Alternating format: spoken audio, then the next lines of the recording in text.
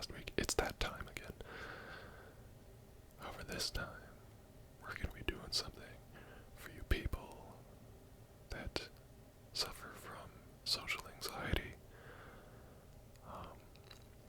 And that is quite simply practicing eye contact. Because it is, unfortunately, if you are bad at it like I am, one of those things that one has to kind of master, because a lot of, that's my phone going off, I hope you can't hear that. It is something that has to be done because a lot of information is passed through the eyes. Not least of all is whether the emotions the person is showing you are genuine or not. And so it's important for that, for one reason, but also it helps one to connect with people when they make eye contact. It kind of, it's just kind of like one of those things where if you don't do it, people assume you're hiding something or that you're not confident. And here's the thing, you can absolutely be confident, but looking someone in the eyes is just one of those things that sometimes just makes people uncomfortable. I myself, it makes it feel like the person I'm in eye contact with makes it feel like they can read my mind. And I mean, like, it's like that old saying of the eyes are the windows to the soul. It's very true, because, you know, you look at someone in the eyes and, you know, you just feel very vulnerable, and that vulnerability is not always something that people want to feel.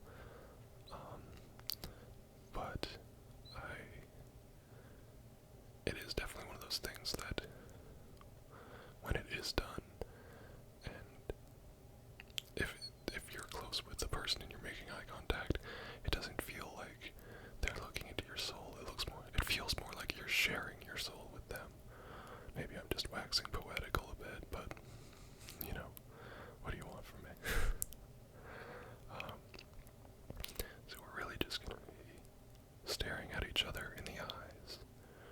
And this is great practice because it's no stakes. I am not looking into your soul. I'm not learning all of your secrets.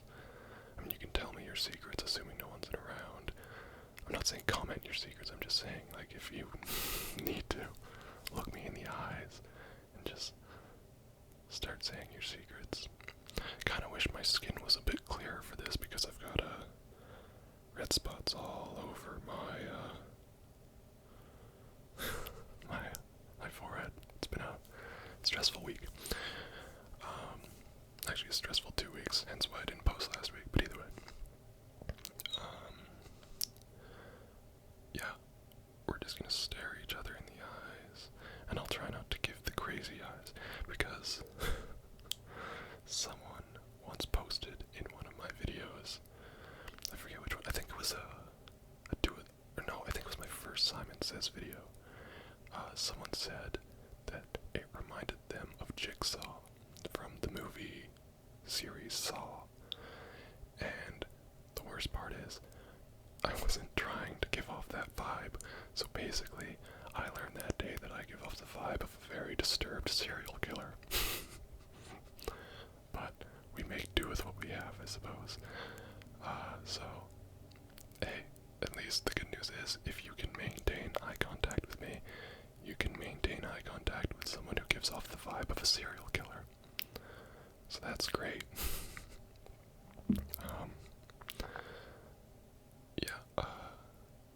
And here's something that I think will really help you out. So when I first was like, I have to start making eye contact with people, I was very deliberate with it. I mean, like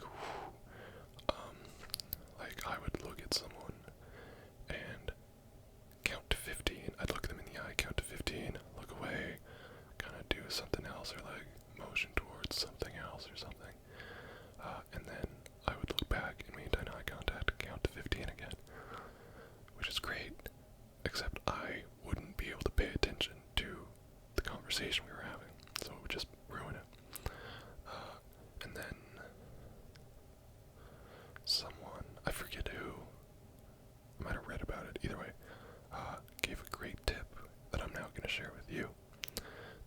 is quite simply, if looking in someone's eyes for an extended amount of time makes you uncomfortable, look right here, right in between their eyes, right at the bridge of their nose.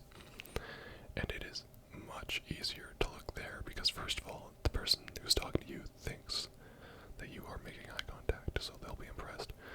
But you don't get that feeling, or at least I didn't get that feeling, that they were staring into my soul. And I did that for a while. I still do it now, actually, like in job interviews. I stare there because, nobody can tell the difference, and it helps me maintain a very close eye contact. You do want to be careful, though, that you're looking here and not at the tip of their nose, because if you look at the tip of their nose, people can actually notice that. So you want to be careful with that. So remember, bridge, not tip. And once you become more comfortable with that, then you can look into the person's eyes. I try to make note of someone's eye color when I meet them. That's another tip that was passed around, but I don't remember what for. I think it was like, if you have trouble remembering someone's name, you make note of their eye color and say, oh, this person's name is James. James has green eyes, and it helps you remember some crap. I don't do that. I just make note of someone's eye color because it's fun in a weird kind of way. Just to kind of like be like, oh, this person has brown eyes, but they have a kind of tint of yellow or something like that. Not like the whites of their eyes are yellow, because that's a medical condition indicating liver failure.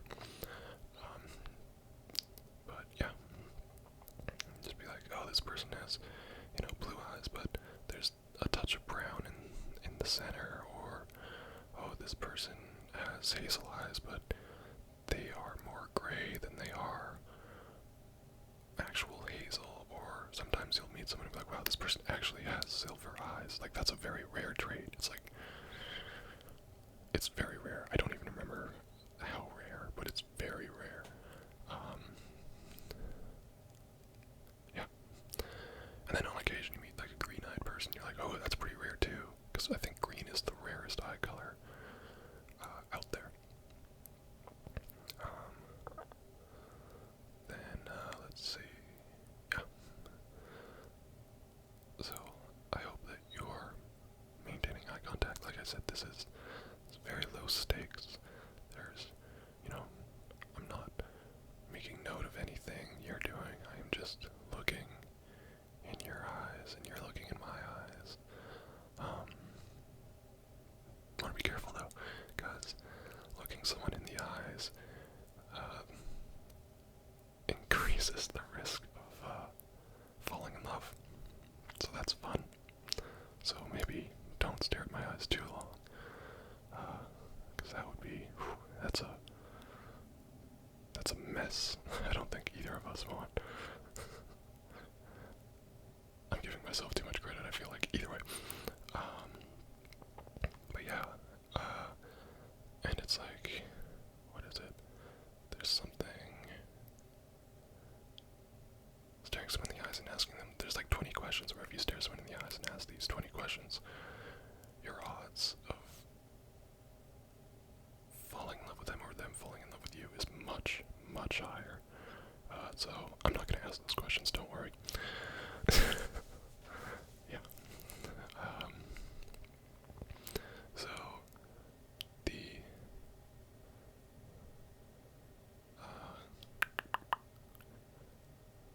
eyes. Let's see if I can mix in some biology lessons here. So the cornea. Oh jeez, it's really embarrassing. I just read a little bit about this. Oh man, this is embarrassing. Okay, so obviously there's the iris, and that's the colored bit, and that dilates or contracts depending on, fight or flight, or if you see someone or something that you love, because your irises dilate so they get bigger, or the blacks of your eyes get bigger, I should say, when you see something you love. So I guess the inverse would obviously be they constrict if you see something you hate. When you're really high on adrenaline, like you're scared or something like that, like at a haunted house or something, your pupils also dilate, just kind of let in more light, and that's your body's fight or flight, basically saying, hey, we're in danger, so we need to take in as much information as possible, so, yeah. And then there's certain narcotics and stuff, which I'm not endorsing, that make your eyes either dilate or constrict. Just, a bunch of interesting stuff. Let's see. The blind spot of the eye is, sorry, camera cut out there. So, what was I saying? Oh yeah, okay, so the blind spot of the eye is where the nerve that leads into the brain connects to the eye itself, and that area doesn't have any cones or rods. We'll talk about those later. And so it's kind of just like left blank, but your mind fills it in with your other eye's perceptions, which is why, when you cover one eye and then do the finger test, you don't see one of your fingers when you do it. The cornea, I looked it up real quick, I won't lie, is kind of like the clear coating around the eye, and it kind of helps create the lens, which obviously helps focus light into your eye so that you can see properly. I wear glasses so I don't see properly. Depending on whether you're nearsighted or farsighted, the lens will either bend light not too close. So like I'm not going to describe the diagram, but basically the light will converge too early and not hit the fovea. The fovea being where your vision is clearest. The fovea is basically when you look directly at something, because, if you look at a book out of the corner of your eye, you can't read the words, but when you look at it directly, you can see the words, and that's because the fovea contains the most cone receptors, and everywhere else kind of contains just some cone receptors and mostly rod receptors, which is why if you're, trying to look at a star and you see a star, but it's faint, you actually look kind of off-center of the star. That way you can kind of see the star with your peripherals. Rods detect light, just like light amplitude, so like the brightness of the light, but cones detect color, and interestingly enough, there is a mutation that only appears in women, that they get an extra cone so they can see another color, which is pretty cool. Obviously I'm very jealous of that. And then, so men don't have that, but that mutation's going around, so maybe in like 100 years, we'll all have that mutation, or just the women will have a mutation, either way. And then, I was talking about yours, and then farsightedness is the light converges beyond the fovea, so not at the focal point, past it, which, obviously is also not good. And so, eyeglasses just kind of help bend the light so that it arrives perfectly at your eye. Yeah, I hope that this eye contact is helping, even as I prattle about, useless stuff, but, maybe you find this interesting. The iris, the pupil is the little black spot, which admittedly is... Actually, I just had this funny little moment recently where I was like, just thinking, and I was like, man, why is... It was just like, it was an obvious thing that, like, I was just talking to myself through. I was like, by all accounts, light goes into your pupils, so you should be able to see inside it. When you look someone in the eyes, you should be able to see inside it. But then I was like, no, it wouldn't make sense, because the entire purpose of the eye is to capture light, and so that's why it's so dark in there. The entire purpose purpose is to capture light so that you can see if light was reflected. If light went into the eye, got reflected, and then got out so that you could actually see into people's eyes, people's vision would be much reduced, and that's like kind of not good. But yeah, yeah. So that's obviously one of those things where it's like you feel like you're the last person to realize that. Yeah.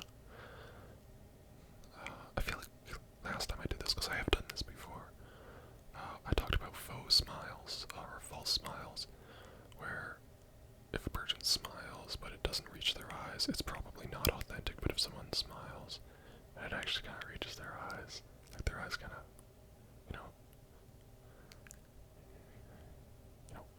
squint or whatever, then it's authentic.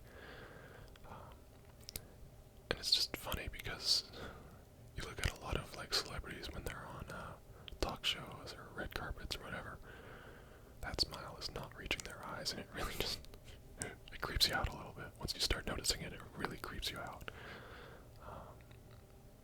Yeah, or maybe it's just me. Maybe I'm just creeped out by people. That's always the case, probably. Yeah. Yeah, I don't know. Should I just stand here and stare at you in the eyes in silence, maybe, for a little bit?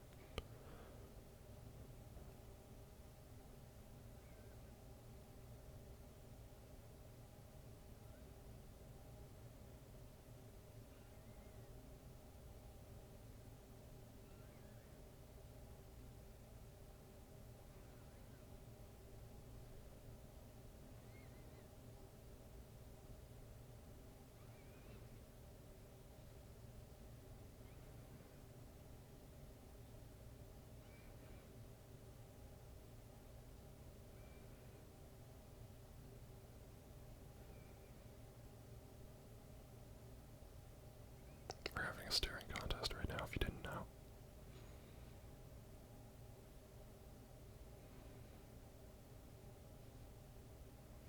Oh, dang.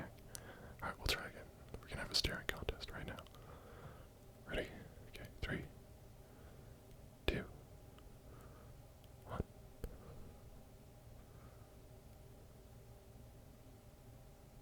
Did I blink just now? I feel like I blinked just now. I don't know. So, a lot of mistakes people make when they have staring contest is they open their eyes wide. And apparently I'm just in a blinky mood right now today. But a problem a lot of people have when they are in staring contest is they open their eyes wide so that they aren't tempted to blink. Well, that's problematic because the pain you feel in someone's eyes, or in your eyes, not someone else, the pain you feel in your eyes is your eye drying out. So you actually kind of want to maintain a bit of a squint so that your eye stays moist for longer. If you hate that word, I apologize, but what can you do? And so I kind of do a bit of a squint when I'm having a staring contest, which admittedly I don't do very often anymore because I'm not really in in elementary school anymore. They are very common in elementary school. A little weird. I guess any competition in elementary school or primary school, if you want to be posh about it.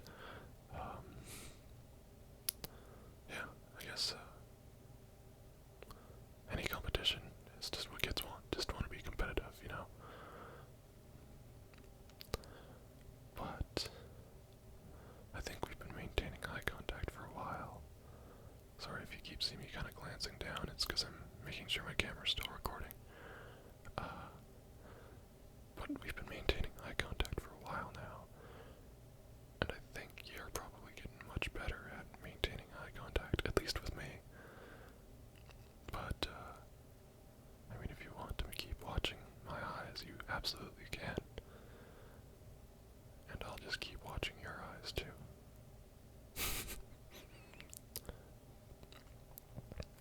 But, hopefully you got something out of this. I did share some tips and some fun little facts facts about the eye. Not really fun little facts, because I feel like if you've ever taken a biology course, you knew these facts about the eye, but still, a little refresher course for you. I hope you have a good night. I hope you sleep well, or I hope this helped you. Obviously, if you're trying to sleep, you probably won't be staring into my eyes, because your eyes will be closed. But if you're just kind of looking for a little wind down, or actually looking to build your eye contact confidence, I hope this video helped you, and I wish you a very good night, and I wish you sweet